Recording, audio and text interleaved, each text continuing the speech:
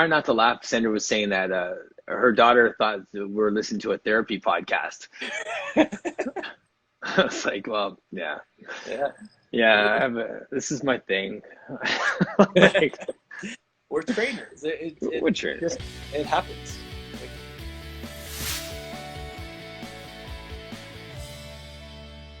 There he is. good morning, sir. Good morning. What's up? Chilling like a villain. There you go. As always. Uh, name's Andrew. I started high octane training back in 2007, but we never actually had a facility until 2017. And for the most part, just a very, very passionate trainer who loves to learn. And I like to be, like you said, in community and in a great environment where people are just helping each other. Even if I'm with, like, I've worked for Habitual and still love those guys, still send people their way. Tempo opened up recently, and like, I take a lot of ideas from JC. Like, for the most part, I love the community aspect of everything, and Yes.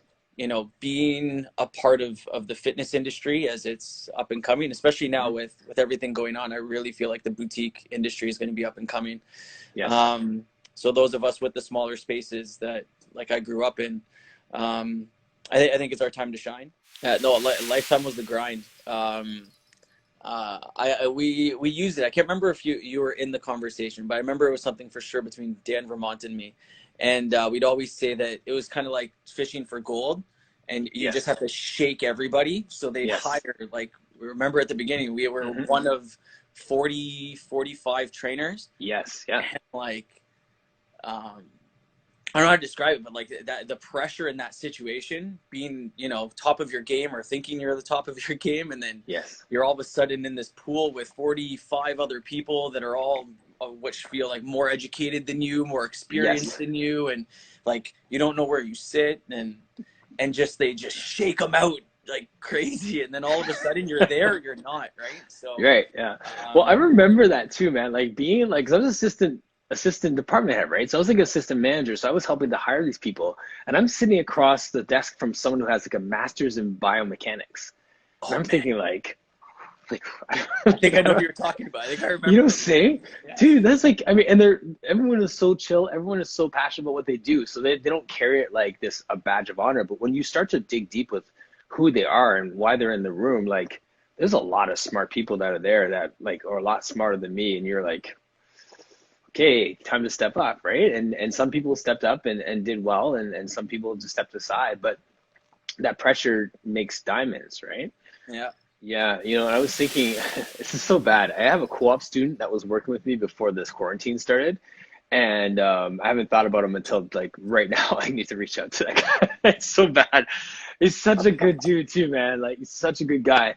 But when we talk about growing in the in the personal training or the fitness industry in general, I think of people like that who is, doing Humber or Sheridan is just starting their course. And you did touch on that, like starting in a big box as a first place to go to start to get your feet wet and to see different types of people. What other advice would you give to new personal trainers, people who are starting out in the business who actually want to go on to running their own business? Like this isn't just a in-between step, but this is something they want to do. Well, I get it all the time, and it's mainly because we get a lot of referrals for trainers here, and it's the atmosphere that we create, right? Like this is very much like a trainers and therapists facility, right? Yes. You get to work with someone like OV, who's always there to help and like gives you movement patterns and biomechanics that you never really experienced much as a trainer before. Right. From a chiro. Like a chiro, physio, athletic therapist. I don't know if Denzel's on, but you got people like that. You have yourself, who's been like, how long have you been training? 18 years? 2002. Yeah, so 18 years. Ryan's 16 years. Myself, I'm 15. Like, you have all these experienced trainers that you can come in. But sorry, to get back on topic. So we'll get people who come in and ask for a job, but they don't really have the client base yet. Okay. So I usually recommend, personally, Good Life.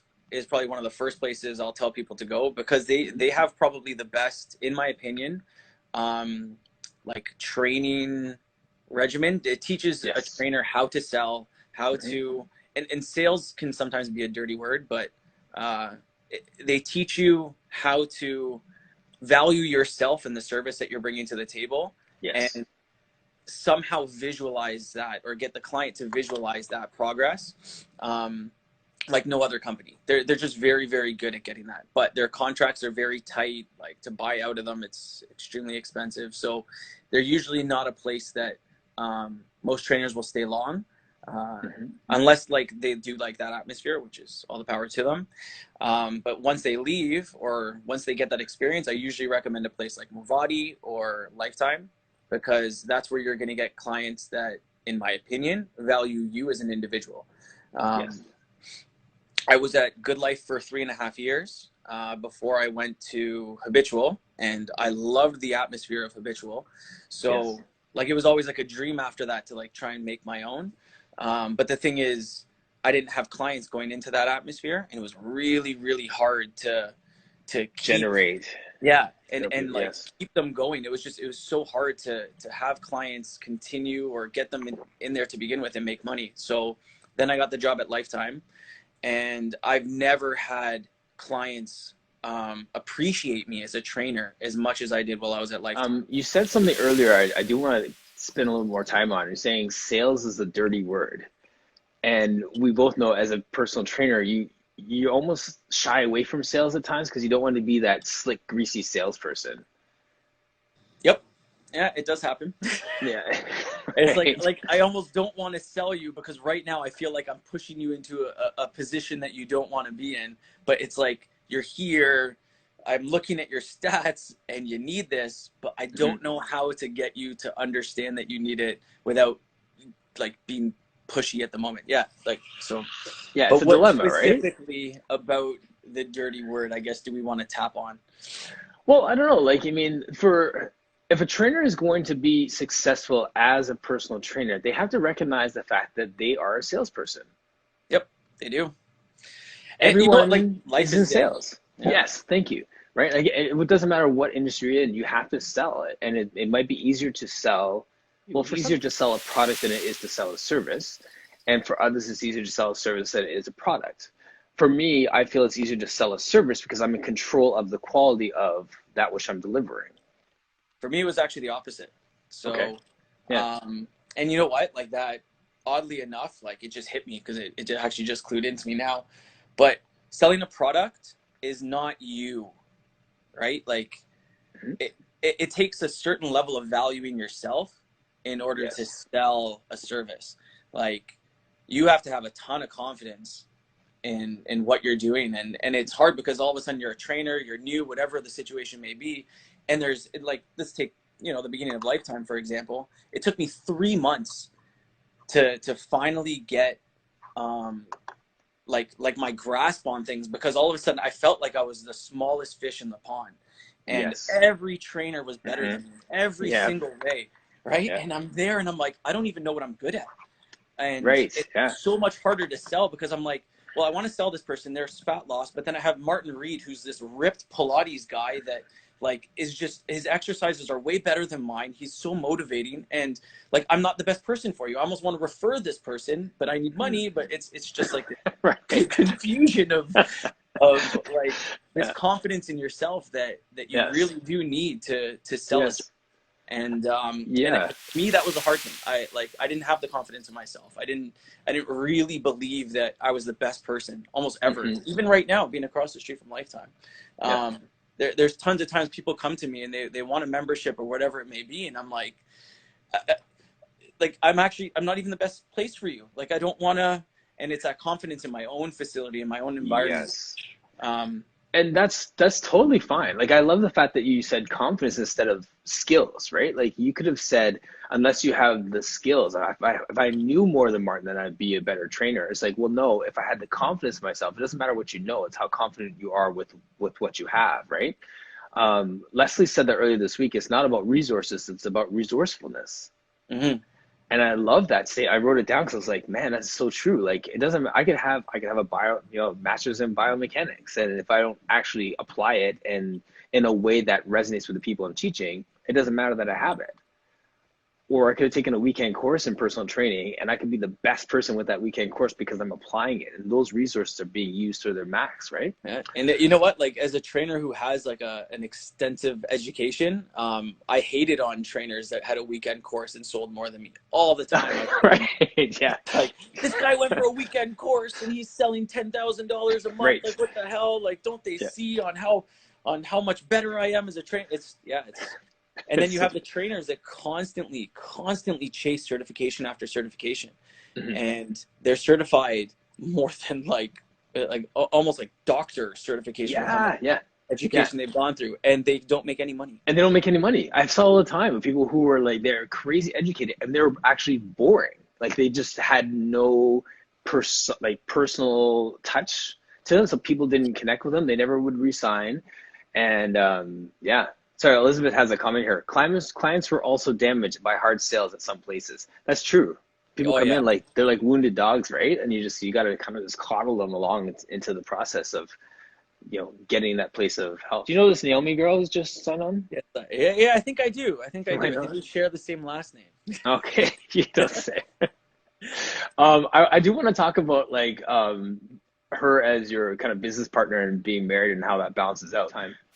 I used to use the analogy of being on a football team, and we used to use a lot of football analogies. And if I was on like my high school football team, I was like a top recruit, went to university, and I walked onto the field at university. And then I realized when I got to university that everybody there was a top recruit.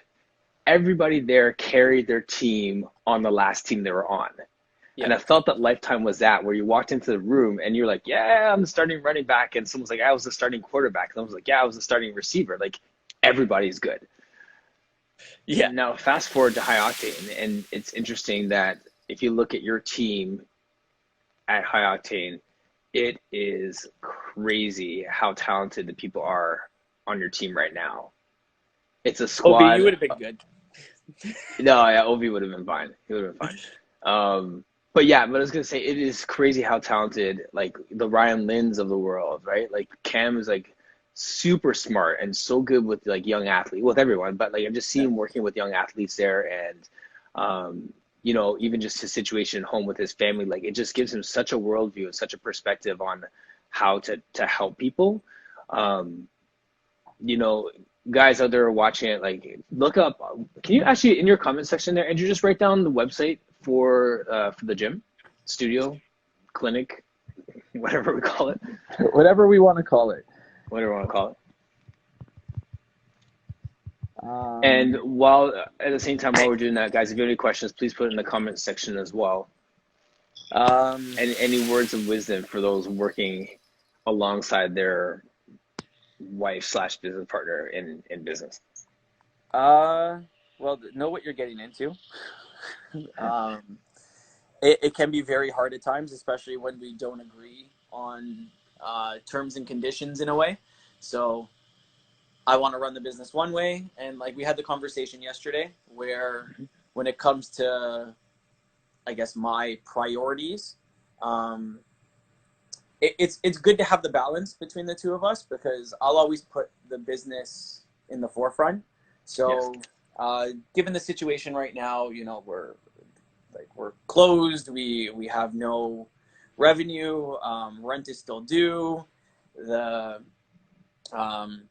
But like all the money is adding up on one side, but it's not coming in on the other.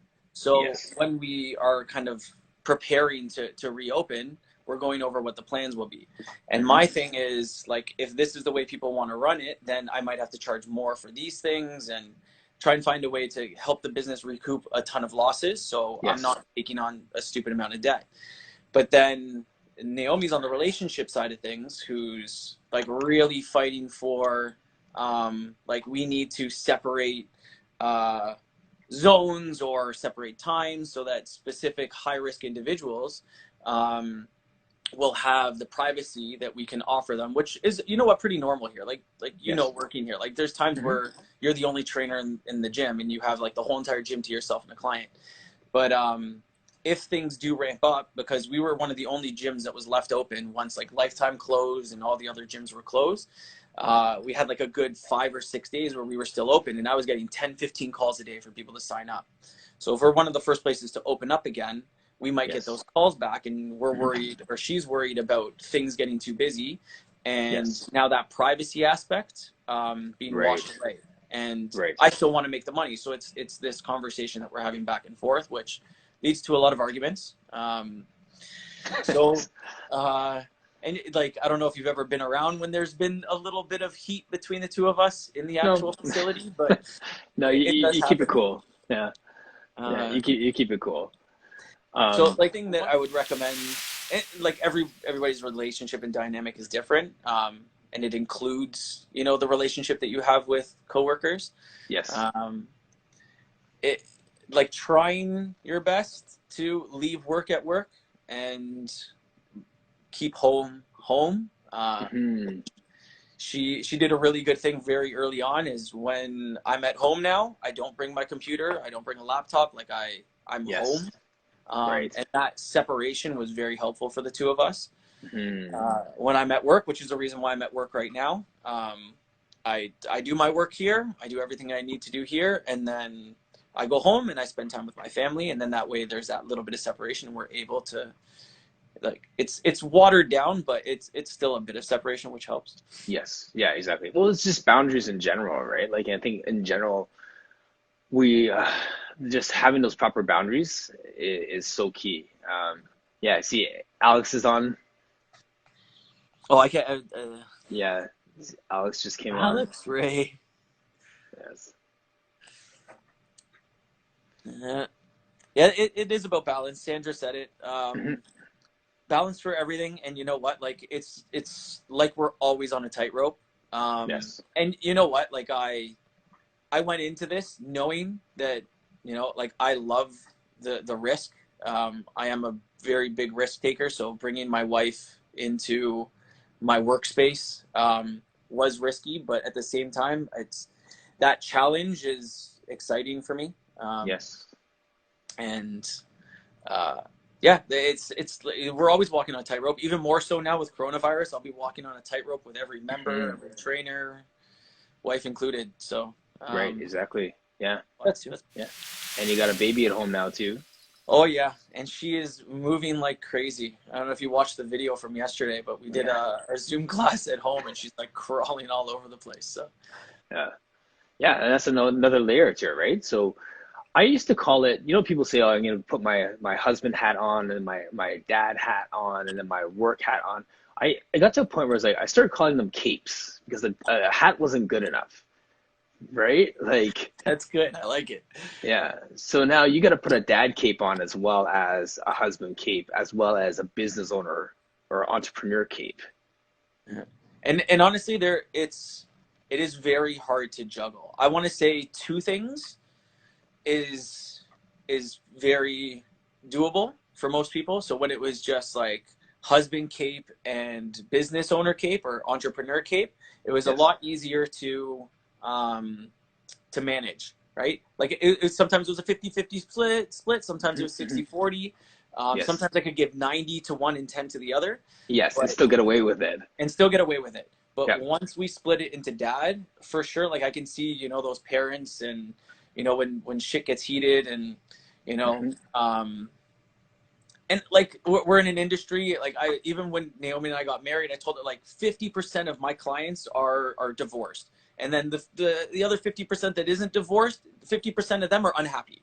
So it's Yes. like I get it now. I actually do. Like when you have a kid and now you're split three ways, Hmm. sometimes that marriage and that husband wife hat does 100%, take, the 10%, the 5% more frequently. So Yeah, you could almost say like if you put an image to it, like if you had that cape and it's like there's like a little tear in it, and like you rip something, but you got like the first little tear, and that's enough to like tear like a towel in half. These struggles that we get and these challenges that come into our relationship, they're like a little tear in that cape, and everything that comes can tear it up a little bit more, until you reach this divorce where it's like ripped in half and it's like, I'll just toss that piece over there and then this is the piece that's left, sort of thing. Yep. And then you can take the time to sew it back together, or yeah, there's three ways really. You can rip it further, you can stop it from ripping and keep it as it is, or you can start mending. Right. So what is your strategy to keep this cape from tearing when you have these three things that are vying for your attention? Uh that's funny. Because it's very, like, I haven't thought about it at the moment. Mm, So much of myself is focused on trying to figure things out here at the gym, yes. that I haven't thought much about the cape from tearing and mending. But and it's also Yeah. hard because we used to go out on date nights all the time. Right. Don't Communication. don't speak the D word. Oh yeah, yeah. No, we'll be You know fine. what's funny? Yeah. That is funny that that Ovi said don't speak the D word because that is one of those things that I grew up hearing. What like full transparency. Um, I grew up in a church world and in a family world and where it's like don't mention divorce. Like divorce is not an option. Divorce, and then because we never talked about it, when it got really close, and eventually I ended up getting a divorce, remarried now, and everything's awesome. But when that was first one of those things when we were first married, we acted like it wasn't an option. Divorce wasn't an option, so we never really paid attention to it. And the contrast to it is there's a UFC fighter who has a great saying. We always say like that quitting is not an option, right? And that's the saying, quitting is not an option. But the reality is that quitting is the most readily available option. Yeah. At any point, quitting is right there. And then you have to decide whether you're going to do it or not, whether you're going to quit or not. And I think that if I live my life understanding that quitting is an option, I would start working towards the other option so that I don't have to go for that option instead of ignoring the fact that that could be an option. Quitting is the easiest option. It's It's the easiest option. um, and it takes willpower. It, and it takes, like we were talking about yesterday, like your values, Mm-hmm. and not just having very strong values, but your commitment to your values. It's not necessarily Yes. the commitment, I guess this is my opinion, but it's not Yeah. necessarily your commitment to the other person, right? Because that is a component of it, but it's your own commitment to the To values like, that you hold strong for yourself. yes, like your commitment to your core values. Yeah. Whether Um, that person is there or not, you had to be true to your core values. and if, like, for me, and between the both of us, like we do have very strong like values. Mm-hmm. Like communication is a big one. So one of her things was like I wasn't allowed to leave the room if we were in the middle of a fight. So like if we're fighting, Mm. I wasn't allowed to leave, and I'm the person for the most part who runs. Like Yeah, like and she when wants you like toe to toe in the ring. yeah, so she wants to stay toe to toe, and I'm the person who's like I got to get out of the room. Like it's too claustrophobic in here. I got to get out. So Mm-hmm. when like those fighting styles, it did help to kind of um not cave in, but give her a little bit more of what she wanted, because it allowed me to get a strong value for myself, which was communication. Yeah, sorry, I just saw Alex's car run for the hills. um so like my thing was like I would leave, right? So Yes. like I one of my biggest things was when my family got really claustrophobic for me, I left and Mm-hmm. moved to Vancouver. I traveled to South America. I left the country. I was like, I gotta go and spend some time on my own. So I'm Yes. used to kind of Running. almost like running away, right? Yes. um and and it wasn't necessarily quitting for me. It was more like I would just find a goal that was Mm-hmm. away from people that A were pissing distraction. me off, or yeah, sure, a distraction. Like I would find a distraction, a strong distraction that would take me away from people who are just you know making me very heated and angry or whatever it was at the moment. Yeah. um Yeah.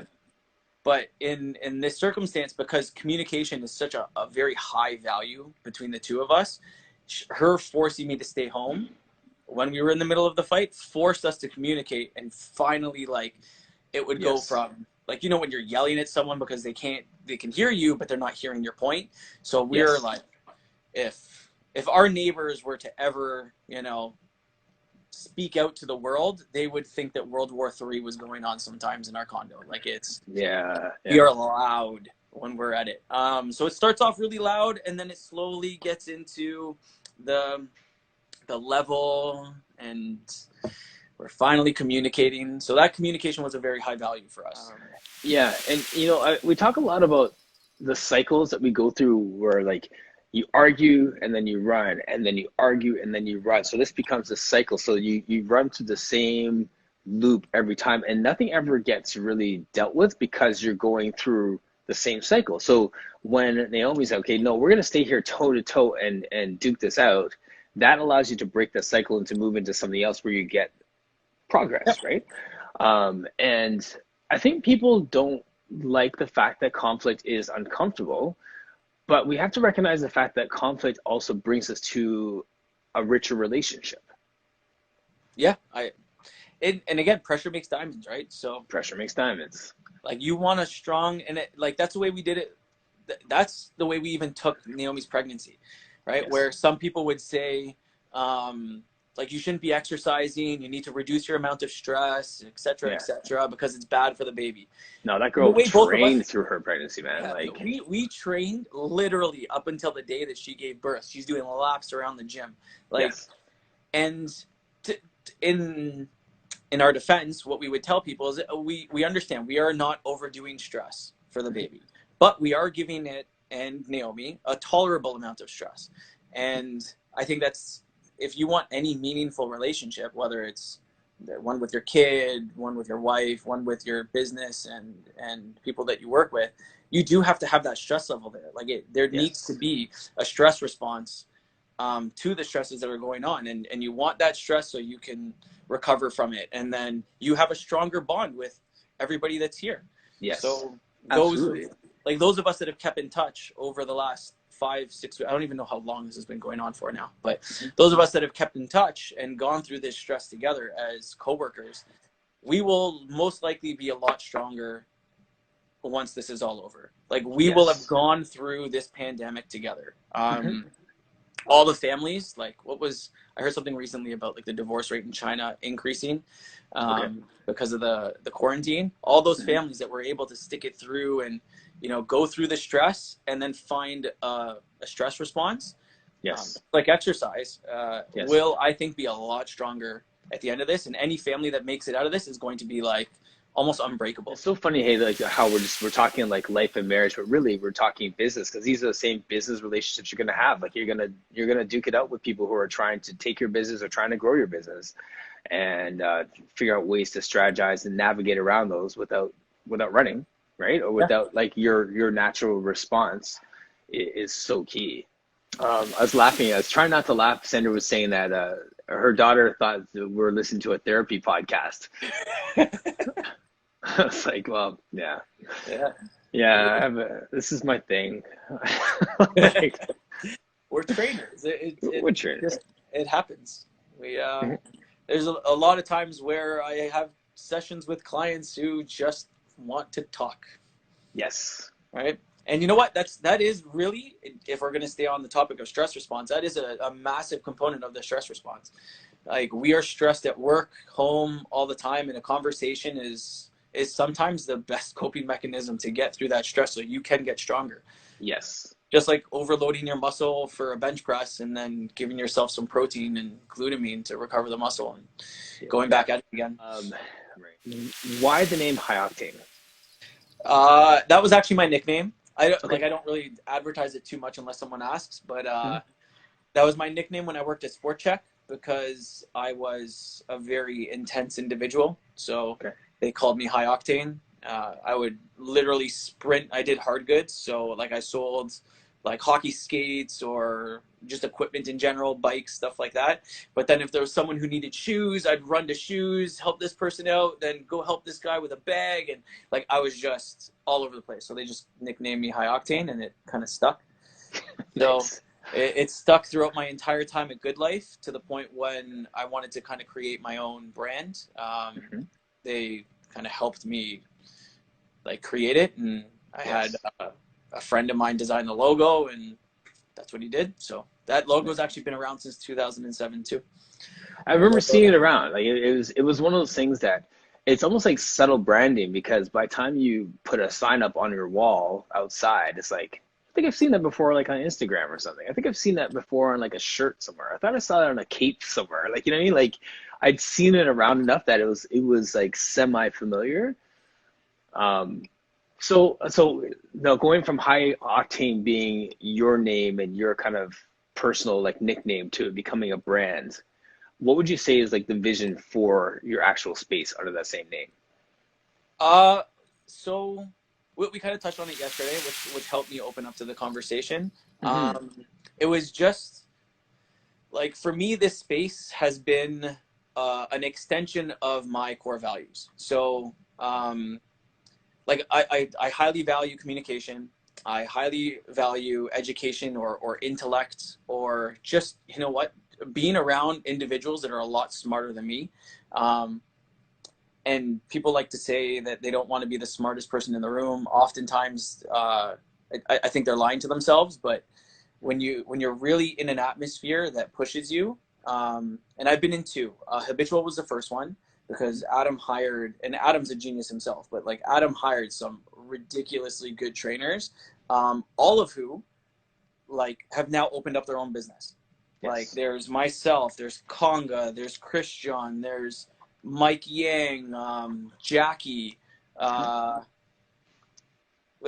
I think that's almost everybody that started there. Oh well, AJ. Some of the people that he even still has on his team, like they're all starting their own businesses. Maida has Yes. her Women Who Lift. Like when you're around those people that are constantly pushing the bar and you know making you ask questions about yourself and what type of business you really want to run or what type of person you are, um, Yes. that I think creates uh, A like I don't know culture. like it shows you who you are. And it's a culture where people are on this quest for knowledge. I love when people have that thirst for just learning more and getting better at their craft, right? Like the Ryan Linds of the world, you walk into the gym any day and he's got a book in front of him, like at work. Like he's making some content to teach other people what he just learned like 15 minutes before, right? Like there's something about that cycle of learning and seeking knowledge that you've created as a culture within High Octane for sure. Yeah, so to me those were big values for me and I wanted that in my space. I'm not a school guy. I can't sit at a desk. I can't do the online courses with a teacher just talking at me. I'm very much an experienced learner. Mhm. Which actually what was that saying again? Your Jamaican saying of Oh, experience uno ear must feel. who no hear must feel, He right? who doesn't hear must feel it. Yes. And I unfortunately at times am a feeler and Yes. like being a feeler sometimes holy shit do I end up on my ass, right? So Yeah. people will tell me 100 times don't do this, don't do this, don't do this. Why? I don't know why. I understand what you're telling me, but I for some reason need to feel it, and I will go straight into a situation, lose a ton of money, or like get fired, or like Hurt a relationship or like hurt a yeah, just relationship. yeah. Like it's just like something bad will happen because I'm stupid enough to not listen to what people say, and I need to, yeah, yeah. I'm stupid enough sometimes to need to feel it, right? Yeah. Um, But what wise enough to recognize that it's you, and that's how you learn, right? Like some people are just plain ignorant, right? Like they didn't even realize that that's the way that they learn. They just keep running into walls. And now you're like, oh, okay, so this is how I learn sometimes, and maybe I can avoid that next time. sometimes I will, but I recognize the fact that I am a feeler. I am very much an experienced learner, and I know that sometimes those mistakes are very costly. And it does cost relationships. It costs business sometimes. It costs a hefty amount, but life is my teacher more often than not, and it is a cruel teacher. But I'm accepting of that. Like I'd Yeah. almost like I need to get smacked in the face in order to learn a lesson sometimes. Yeah. Yeah.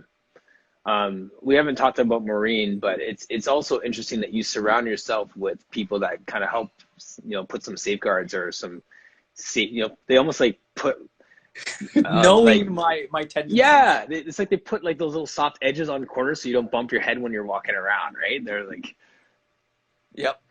Yeah, Naomi and Maureen both do it in two different ways. They'll soften some corners for me because they know my tendencies for sure.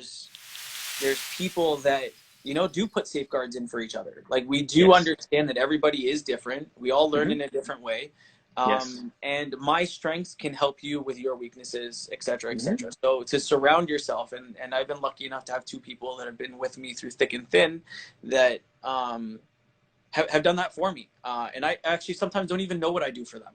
Like it's like I actually don't know Hmm. how I help you, and I don't know why you continue to help me because right now you've done X, Y, and Z that have saved my life, and I don't know why you did it. But having those people in your life that just understand you sometimes more than you understand yourself Yes. is a for me that's what saved me over and over again, and that's Yeah. what I want to try and create here is constantly give people that opportunity to be themselves.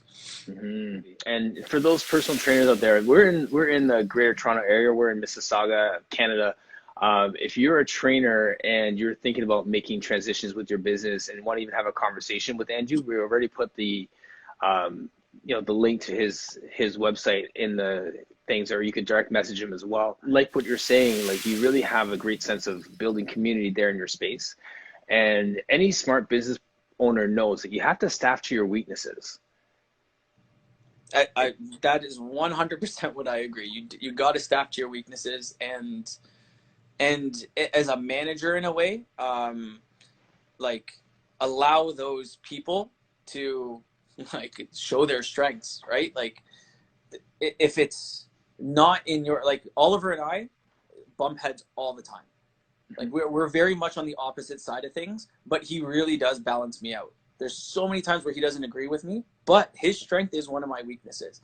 And whether I want to admit it or not, sometimes you're right. Not all the time, all right?